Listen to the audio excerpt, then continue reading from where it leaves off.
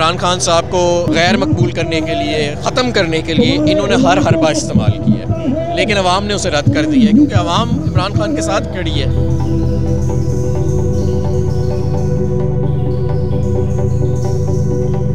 वो हकीकी तौर पे सादिक और अमीन लीडर है इस कौम का और अवाम के दिलों में बैठ चुका है। कोई हालात बेहतर करने बैठेगा तो हालात बेहतर होंगे ना। अभी तो ये सिर्फ एनआरओ के लिए बैठे हुए हैं, इनका ध्यान ही नहीं है मईशत की तरफ।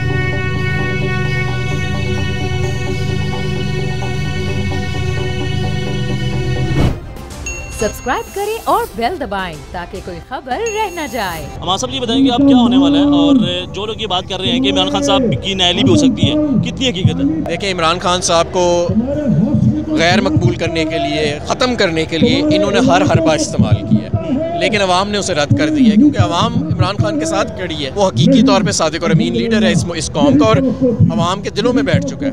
तो कोशिश जितनी मर्जी ये करते रहें, इलेक्शन कमीशन को साथ मिला लें, ये कर लें, लेकिन मेरा ख्याल है होने वाला नहीं है। कुछ शराइत रखी गई है परवेज़ इलाही साहब की जानिब से? जी, कुछ शराइत रखी गई है कि इस बुनियाद के ऊपर फिर हम कर देते हैं दलील? नहीं, हमसे अगर उन्होंने बातचीत करनी है तो एक ही शर्त है हमारी कि इंतखाबात फ़ौरन कराएं, हमारे लिए नहीं, इस मुल्क के लिए। मुल्क की मईशत डूब रही है। परवेज़ इलाही साहब की बात कर रहा हूँ कि उन्होंने कुछ शराइत रखी है। मेरे इल्म में ऐसी कोई शर्त नहीं है जो उन्होंने रखी हो मेरे इल्म में। सर ये बताएं कि खान साहब कहते हैं कि इस रजीम चेंज के पीछे बाजवा साहब हैं, और दूसरी जानब आपकी जो इत्तेहादी हैं मोहन साहब कहते हैं बाजवा साहब कसूरवार नहीं है। ये उनका अपना नुक्ता नज़र हो सकता है, हमारी जमात का अपना नुक्ता नज़र है। इसीलिए दो फ़र्क जमाती हैं ना कि कुछ मामलात पे नुक्ता नज़र फ़र्क हो सकता है, लेकिन इसका मतलब ये नहीं है कि अगर उनका ये ख्याल है तो हम उनसे इत्तेहाद ख़त्म कर दें।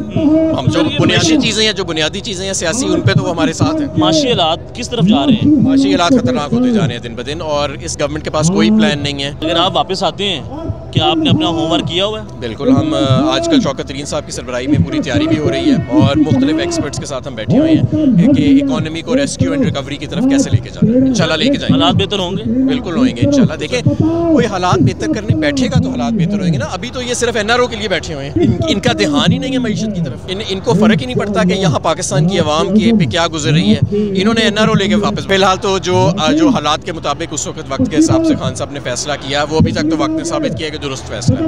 उन्होंने लिख के भी दे दिया परवेज़ इलाही साहब ने कि जब आप कहेंगे मैं असेंबली तोड़ूंगा।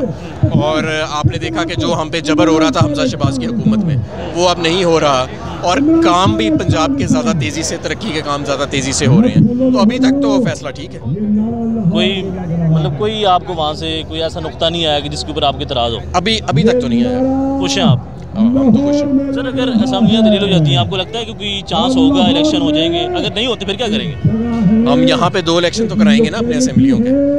हम इन 2 असेंबलियों में 2/3 अक्सरियत से आएंगे, यहाँ बैठ के फिर वफाकी इलेक्शन का इंतजार कर लें।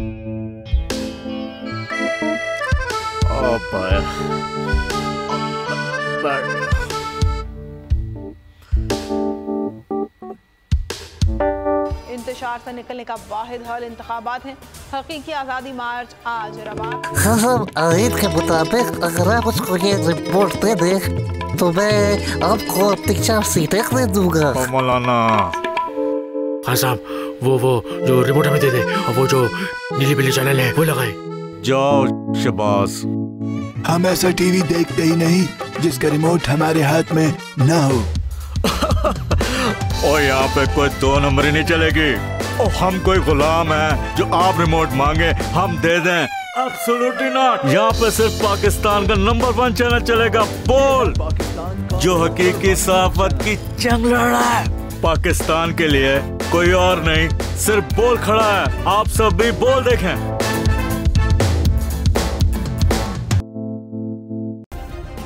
सब्सक्राइब करें और बेल दबाएं ताकि कोई खबर रह न जाए।